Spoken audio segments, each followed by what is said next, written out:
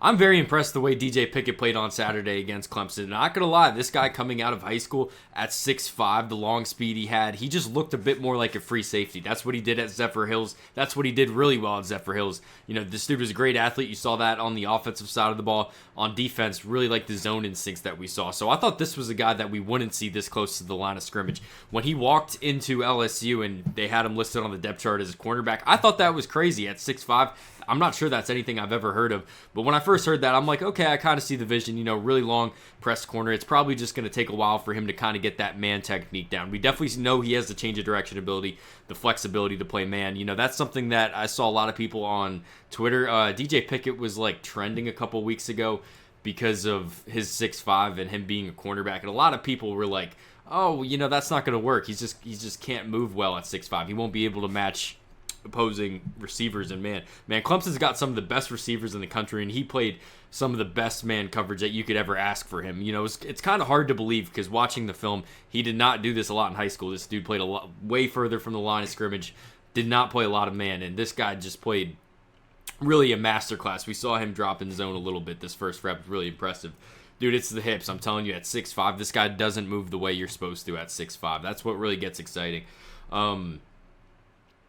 And I can't believe how much better this guy got since he walked on campus. You know, in high school, he's an athletic freak, really good at zone. You know, that's what the scouting report is. That's probably what Clemson saw also. So when they're seeing this guy in man, they're like, eyes are getting wide. You know, yeah, he's talented, but just a true freshman. You know, playing against some of the country's best. Man, it gets better. You know, we only have 5 clips here because he wasn't really thrown to. A lot of these clips he wasn't thrown at.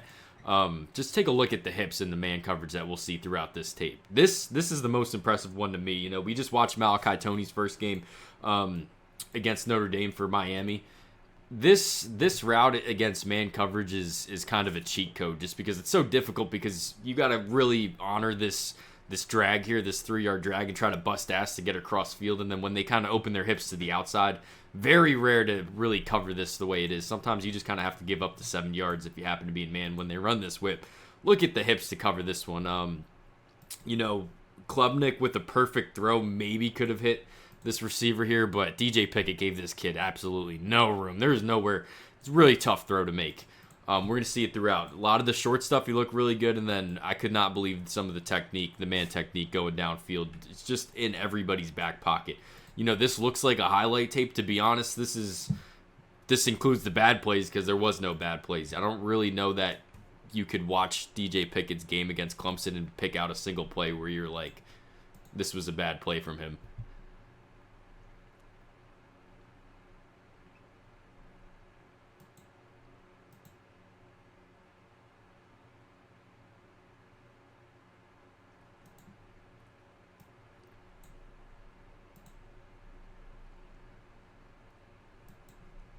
Look at where Klubnik's looking first. You know, I know a lot of times corners get blessed because they're not part of the progression, and then they'll put it on their highlight tape when they were never getting thrown at. Dude, Klubnik right now, look, this is pre-snap. He's staring at DJ Pickett. You think that they don't know that he's a true freshman that hasn't played a lot of man? You know, I'm sure that's part of the scouting report that Clemson has. Dude, Klubnik's staring at him, my bad. Klubnik is staring at DJ Pickett. Post-snap, staring at him. Doesn't have anywhere to throw this ball. He gets a sack. Dude, that's DJ Pickett that just forced that incompletion. It wasn't thrown at him.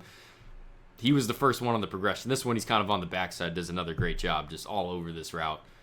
And we have one more, which is another very impressive. Backside of the route, you know, sure, wasn't part of the progression, but look at the hips.